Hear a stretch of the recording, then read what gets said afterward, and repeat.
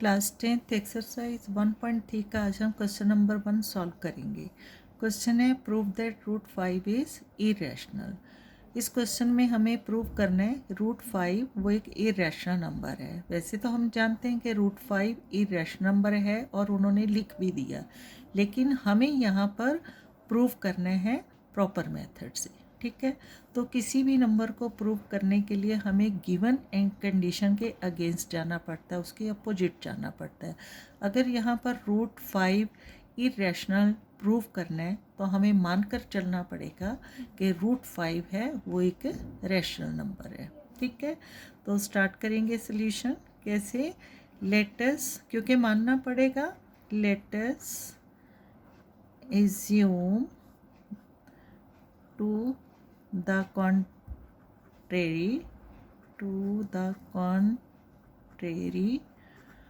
that root 5 is rational। ठीक है, हमने रूट 5 इरेशनल के अपोजिट, कॉन्ट्रेरी मतलब अपोजिट, ये मानकर चल रहे हैं हम यहाँ कि रूट 5 एक रैशनल नंबर है। ठीक है, और रैशनल नंबर क्या होते हैं? फ्रैक्शनल नंबर होते हैं। तो इसका मतलब जो रूट 5 है वो हमारे पास फ्रैक्शन फॉर्म में होना चाहिए।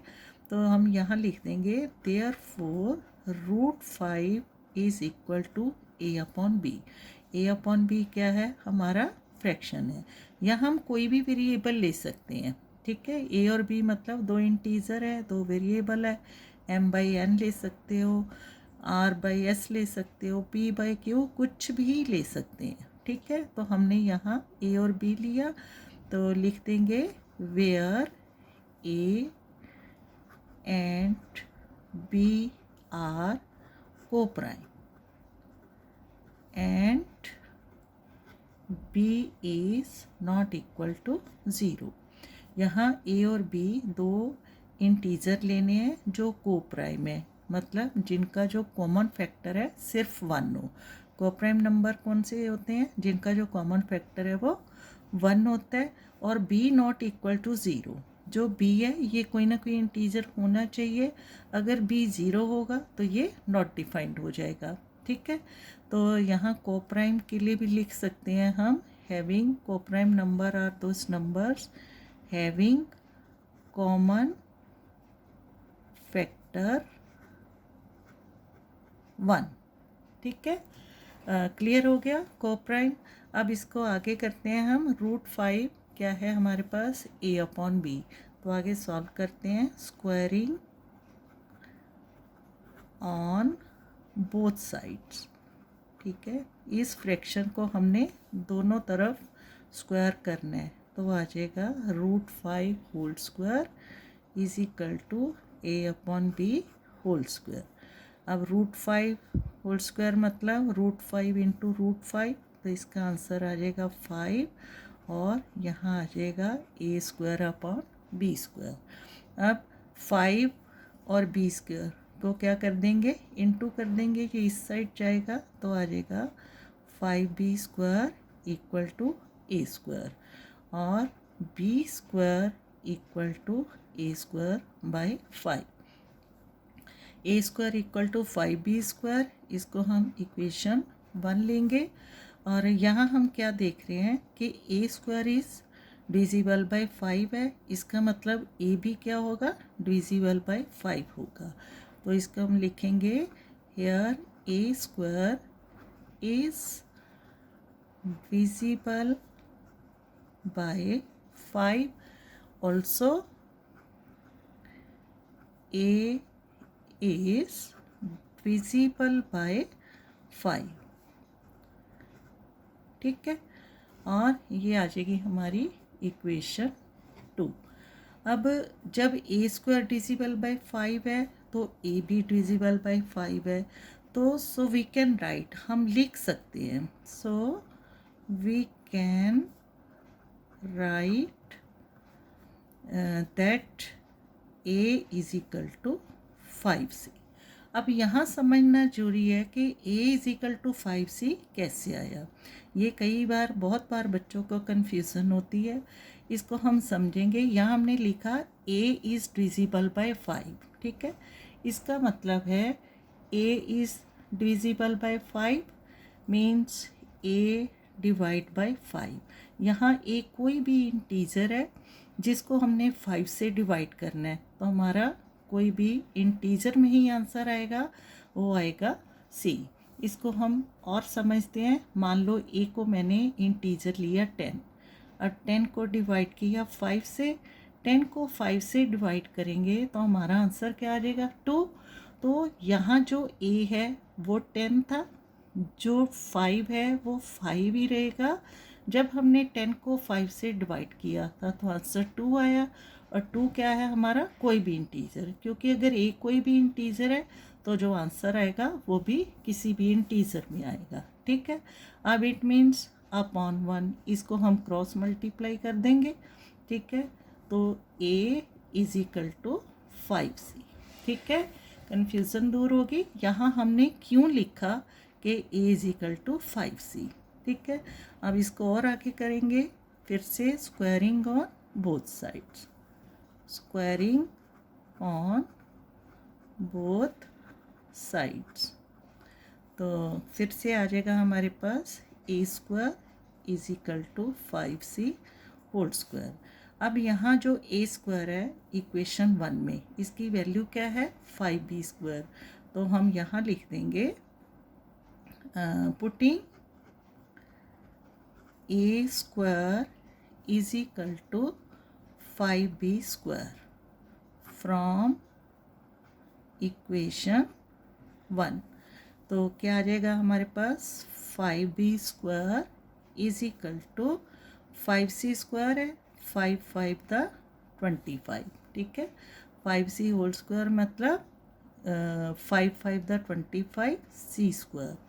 अब b square is equal to 25 by 5 c square, इसको कट कर देंगे, जो है बीसी 5 5 द 25, तो b स्क्वायर आ गया हमारे पास 5c स्क्वायर। अब जो 5 है इसको हमने फिर इधर ले आए, डिविजिबल बाय b स्क्वायर हो गया is equal to c square, ठीक है। तो इसको हम लिख सकते हैं कि b स्क्वायर और लिख देंगे c स्क्वायर, ठीक है। ये c square is equal to B square by 5।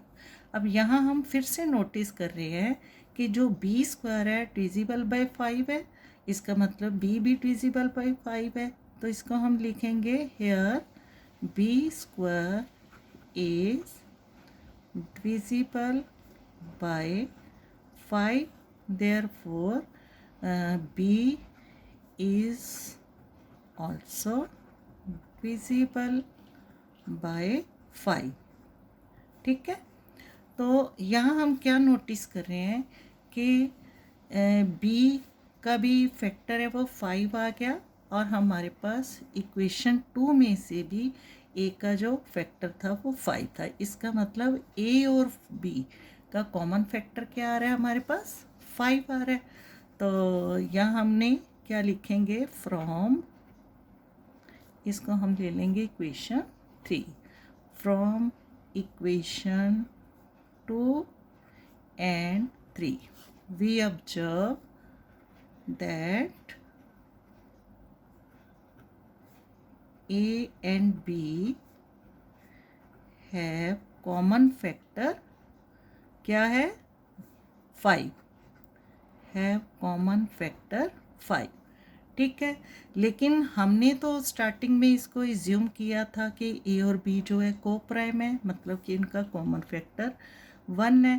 तो फिर अब हम क्या लिखेंगे, but this contradict the fact, but this contradict the fact that A and B are को प्राइम। ठीक है, अब ए और बी का कॉमन फैक्टर 5 आया अकॉर्डिंग टू आवर सोल्यूशन। तो यहाँ पर हमने जो माना था कि ए और बी को प्राइम है, उसमें तो गड़बड़ दिख रही है हमारे पास तो को प्राइम नहीं आया, कॉमन फैक्टर 5 आ गया। तो ये सारी प्रॉब्लम कहाँ से अराइज हुई है? हमारे रॉन्ग एजप्शन से, जो कि हमने गलत माना कि √5 है वो एक रैशनल नंबर है। ठीक है, तो दिस कॉन्ट्रडिक्शन हम यहाँ पर इसको लिख कर दिखाएंगे। दिस कॉन्ट्रडिक्शन हैज़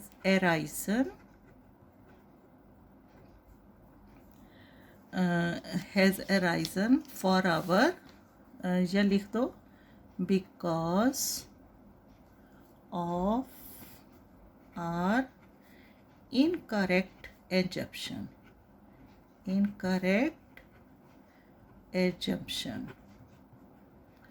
क्या था इनकरेक्ट assumption?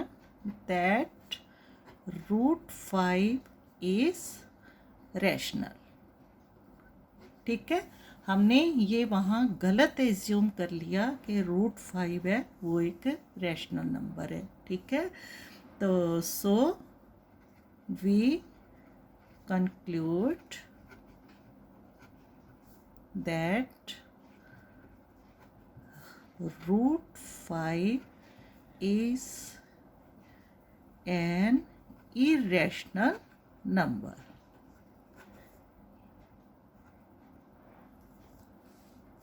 ठीक है, समझ आ गई आपको? एक बार फिर से इसको स्टार्टिंग से ऑब्जर्व करेंगे। Let us assume to the contrary that √5 is rational. हमने माना कि √5 है वो रैशनल नंबर है।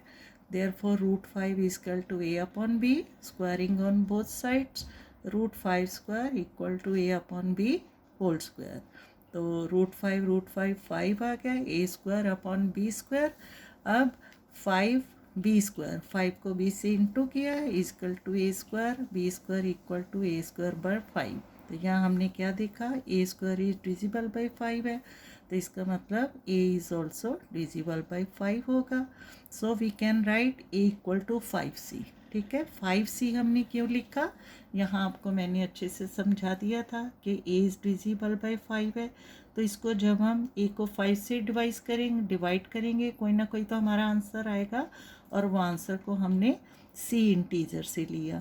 ठीक है, एग्जाम्पल है 10a है 5, तो अगर इसको डिवाइड करेंगे 2 आ जाएगा।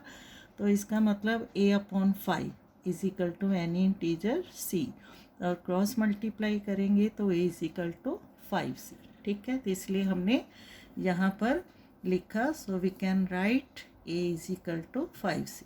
फिर से squaring on both sides, a² 5c², यहाँ से a² इक्वल टू 5b² की हमने वैल्यू पुटअप की। तो a² की जगह 5b² equal to 25c²। So b² is equal to 5 divide by 5c², तो b² is equal to 5c²।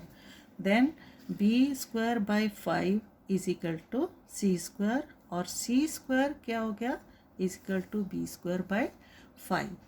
तो यहाँ पर भी हमने क्या देखा, b² is divisible by 5, so b is also divisible by 5। तो from equation 2 and 3 we observe a and b have common factor 5, but this contradicts the fact। लेकिन इसने हमारी जो सोचा था कि a और b को प्राइम है उसमें प्रॉब्लम क्रिएट कर दी, उसमें गड़बड़ दिखा दी। तो ये this contradiction has arisen because of our incorrect assumption. और ये सारी गड़बड़ सारी प्रॉब्लम कहाँ से आई, हमारा ये गलत मानने से आया कि √5 है वो एक रैशनल नंबर है। सो वी कंक्लूड, इसलिए हम इस नतीजे पर पहुँचे that √5 is an irrational number. Right, समझ आ गया? Thank you.